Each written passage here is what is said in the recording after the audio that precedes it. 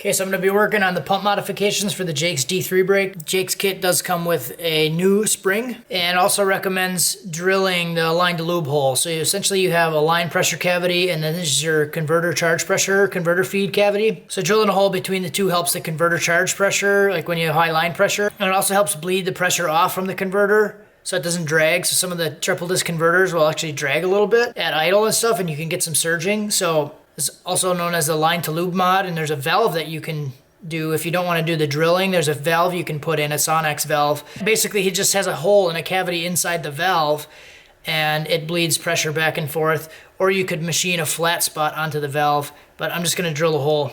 First thing I'm going to do is I'm going to take the valve and everything out. So I did remove the snap ring already from this section. If you're looking at the pump, this is basically the bottom of the case side. Remove the snap ring, and then you can pull this stuff out. You just use a magnet. Then you can pull the boost valve out. So I'm going to catch this because you're going to have a washer and then two springs, and you don't even really need to take the valve out.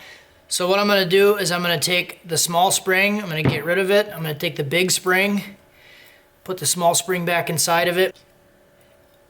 I'll take the spring, put it back together, take the washer, put it over the spring, then we can put the boost valve back in.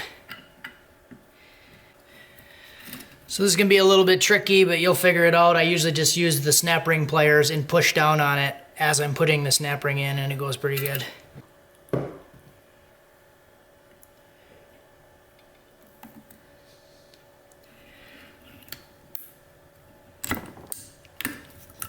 There we go. So now that that's all done, I'm going to stuff this thing with towel, both the channels, and then I'll drill the hole. Right, so I did spin this around now. So this is on the opposite side, just for ease of drilling. I'm using a 93 thousandths drill bit, 0.093. Put some grease on the end and then some tape here. So the tape is just so I can rest it against the pump body, but I still have some room on the end to actually drill the hole. And the grease is just to catch any other shavings. So I'm just gonna go in at a really shallow angle and then start drilling.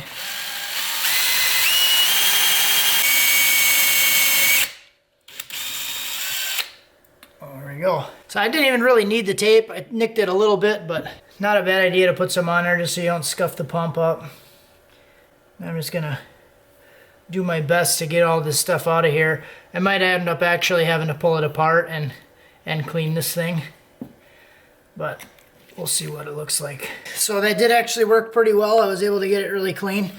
So I'm gonna go ahead and put the pump back together now. Just wipe any other crap off of here. So I'm just gonna kind of eyeball where I need to be. So there's the converter charge hole here. So at least I kind of have some idea of where to put this. So one thing I wanted to mention too, taking the pump apart, when you put the pump gear back in there, there's this little notch in the back of the ring. So this flat spot,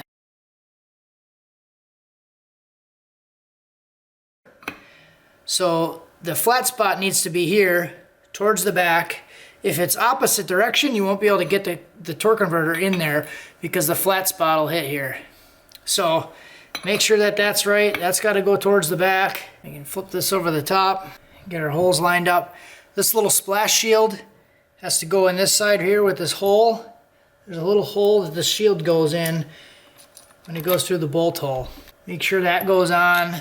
I've put them together without them on before because it seems to be a part that people don't really focus on, and then when they're done they find it on the table or on the floor somewhere. So I'm going to get these started by hand and line it up with my fingers as best I can. There is actually a tool that should be used to line these up, but I'm just going to wing it.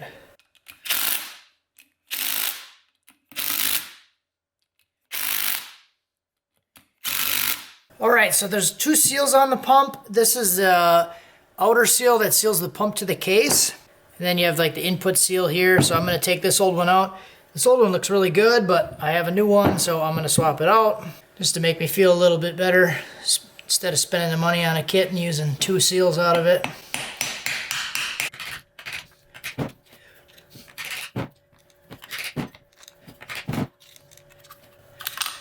guys have a better or preferred method for removing seals, feel free to leave it in the comments.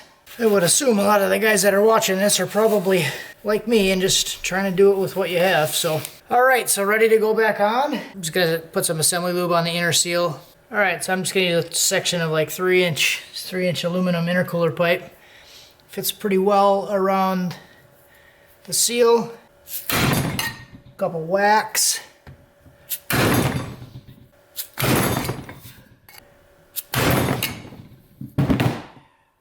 Looks like it's sealed all the way, but give it a couple more taps all the way around. Make sure you leave a comment about the hammer.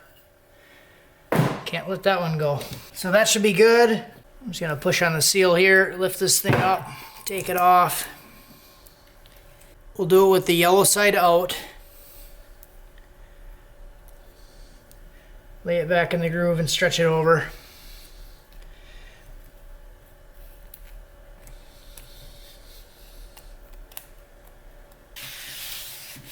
I'm just gonna clean it around the outside.